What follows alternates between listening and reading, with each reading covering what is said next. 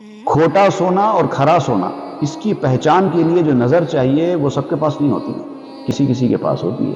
بعض وقت لوگ دھوکے میں آ کر کھوٹا سونا کھرا سمجھ کر خرید لیتے ہیں۔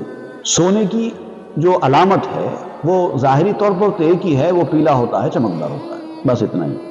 لیکن یہ صفت تو کھوٹے میں بھی پائی جاتی ہے۔ پیلی چیز سونے کے کلر کی ہوتی ہے، لیکن ضروری نہیں ہے کہ ہر پیلا سونا ہی ہو جائے، بعض تو ڈپلیکیٹ بھی ہوتے ہیں۔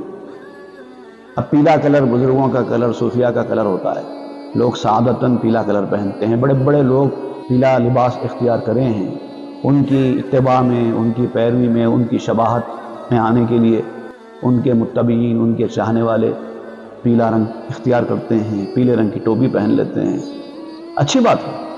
لیکن صرف پیلی ٹوپی پہن لینے سے، ان بڑے لوگوں کا لباس اختیار کر لینے سے کوئی کھوٹا کھرا نہیں ہو جائے گا۔